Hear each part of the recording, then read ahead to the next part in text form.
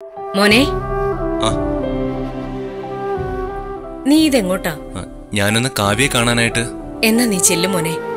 കാവ്യയുടെ പിണക്കം മാറ്റാൻ അവൾക്ക് ഇഷ്ടമുള്ളിടത്തേക്ക് വേണമെങ്കിൽ ഒന്ന് കൊണ്ടുപോയാലും കുഴപ്പമില്ല. എന്നോട് പിണങ്ങിയ സ്ഥിതിക്ക് പിന്നെ ആ പിണക്കം മാറ്റാൻ മോനെ കൊണ്ടല്ലേ കഴിയൂ. നീ ചെന്ന് സംസാരിച്ചിട്ട് വാ. അരെ വാ, നന്നായി മോനെ, ബഹുത് ഖൂബ്. കമ്പനി കാര്യങ്ങൾ നോക്കാൻ ആദർശുണ്ട്. നിന്റെ അമ്മയ്ക്കാണെങ്കിൽ നിറയെ പേഴ്സണൽ പ്രോബ്ലംസും. അതിനിടയിൽ നിനക്ക് ചെയ്യാൻ പറ്റുന്ന ഏറ്റവും നല്ല കാര്യം കാമുകിക്കൊപ്പം ചുറ്റിയടിക്കുക എന്നത് തന്നെയാണ്. അതിന് ഫുൾ സപ്പോർട്ടുമായ ഒരു അമ്മയും കൊള്ളാം. നിന്റെ അച്ഛനൊരു തമാശക്കാരനാണെന്ന് അറിയല്ലോ. നീ ഇതൊന്നും കാര്യമായിട്ട് എടുക്കണ്ട. എന്നാ ഞാനൊന്ന് പോയിട്ട് വരട്ടെ അമ്മേ. ശരി സർ. സുഹാസിനി, പലവട്ടം പറഞ്ഞിട്ടുള്ള കാര്യങ്ങളാ. ഒരു കാര്യം ഒന്നിൽ കൂടുതൽ പറയുന്നത് സുഹാസിനിക്ക് ഇഷ്ടമല്ലെന്ന് ശങ്കർനാഥൻ അറിയാലോ.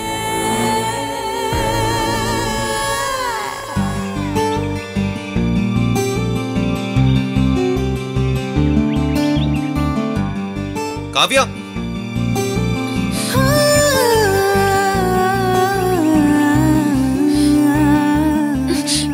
കാവ്യ, കാവ്യ, കാവ്യ, കാവ്യ, കാവ്യ, വാതിൽ തുറക്ക്. ഞാൻ ഫോൺ വിളിച്ചിട്ട് നീ എടുത്തില്ല. അതുകൊണ്ടാ ഞാൻ ഇങ്ങോട്ട് വന്നേ. ഇപ്പൊ നീ കാണാനും സമ്മതിക്കുന്നില്ല. ഇനി ഞാൻ എന്താ ചെയ്യണ്ടേ? നീ ഒന്നും ചെയ്യണ്ട. നീ നിന്റെ അമ്മയും കെട്ടിപ്പിടിച്ചോണ്ടിരുന്നോ? കാവ്യ, അബി, നീ ഇപ്പൊ പോ. ഇല്ലെങ്കിൽ ഞാൻ എന്താ ചെയ്യാന്ന് പറയാൻ പറ്റില്ല. Please Kavya. Get lost.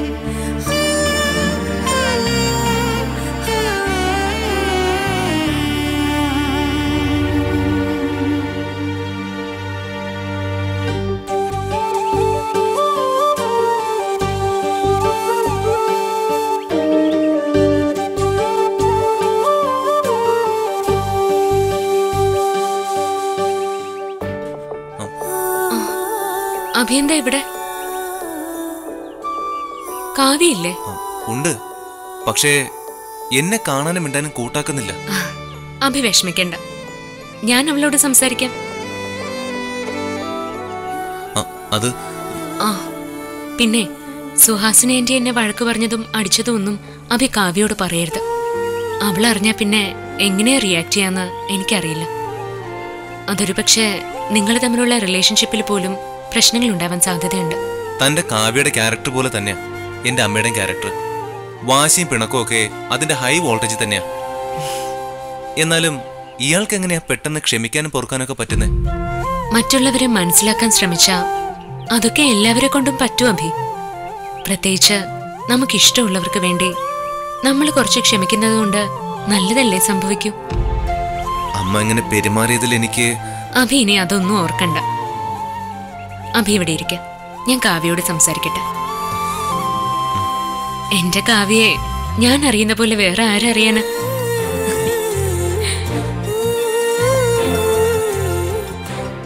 Kavya, നീയായിരുന്നോ? വാ.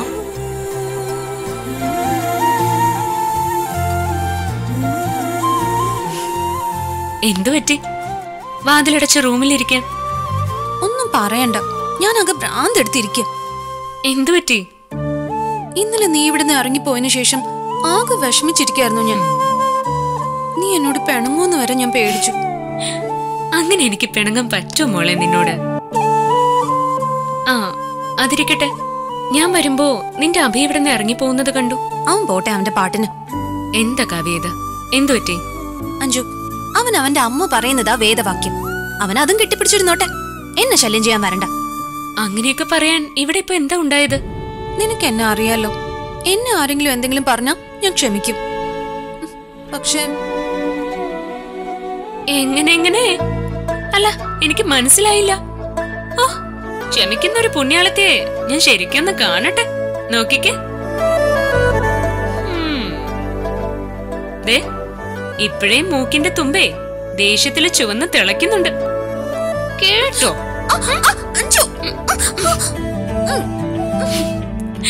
വേദനിച്ചു എന്റെ പൊന്നൂസിന്. ഈ വേദനയൊന്നും അല്ല എന്റെ ഇപ്പോഴത്തെ പ്രശ്നം. പിന്നെ എന്താടാ അത് പറ. സുഹാസിനി ആന്റിക്ക് നിന്നെ ഇഷ്ടമല്ലെന്ന്, നീയുമായിട്ടുള്ള ഫ്രണ്ട്ഷിപ്പ് വിടണമെന്ന് ആന്റി പറയുന്നു. അതിപ്പോ ആന്റിയെ തെറ്റു പറയാൻ പറ്റുമോ? അപ്പോഴത്തെ സിറ്റുവേഷനിൽ ആരായാലും അങ്ങനെയൊക്കെയല്ലേ പെരുമാറുള്ളൂ. അതല്ലേ ആന്റിയും ചെയ്തത്. ഇതിപ്പം നിന്നെ ഒരു ശത്രുവിനെ പോലെ ആന്റി കാണുന്നത്. അതെല്ലാം അറിഞ്ഞിട്ടും എതിർത്തൊരു അക്ഷരം പറഞ്ഞില്ല അബി. അവനോട് ഞാൻ എന്താ പറയേണ്ടത്? ആ സമയത്ത് വായും പൊട്ടി നിന്നിട്ട് പിന്നെ ഇപ്പൊ എന്തിനാ എന്നെ കാണാൻ വരുന്നത്? പോട്ടെ മോളെ, ഓരോരുത്തർക്കും മറ്റുള്ളവരോട് ഇഷ്ടവും അനിഷ്ടവും ഒക്കെ തോന്നുന്നത് അവരവരുടെ സ്വകാര്യമായ കാര്യങ്ങളല്ലേ. നീ അത് വിട്ടുകള. ഇതങ്ങനെ വിട്ടുകളയാൻ ഞാൻ തയ്യാറല്ല. നിന്റെ ഈ മാനസികാവസ്ഥയിൽ നിന്നെ ഇപ്പൊ ഞാൻ തിരുത്താൻ നിന്നാ ശരിയാവില്ല. ഞാൻ പോവാ. അഞ്ജു, എന്നെ ഇങ്ങനെ ഒറ്റയ്ക്കാക്കിട്ട് നീ എങ്ങോട്ട് പോവാ? ഒരു കാര്യം ചെയ്യാം, നിന്റെ ഈ ടെമ്പറേച്ചർ ഒന്ന് തണുപ്പിക്കാൻ നമുക്കൊരു ലോങ് ഡ്രൈവ് പോയാലോ?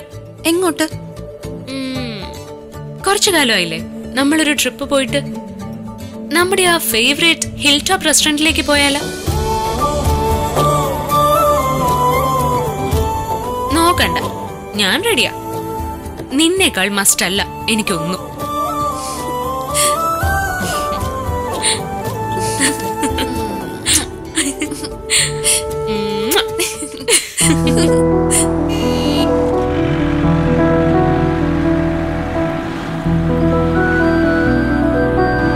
കാവ്യ, നീ അഭിയോടുള്ള പിണക്കൊന്ന് തീർക്ക്.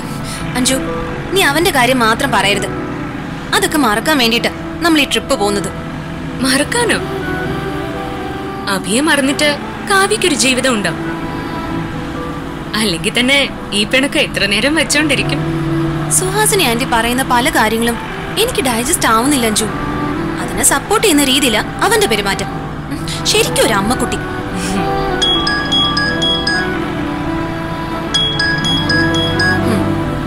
കണ്ടില്ലേ, അവൻ വിളിക്കുന്നുണ്ട് കോംപ്രമൈസ് ചെയ്യാൻ വേണ്ടിട്ട്.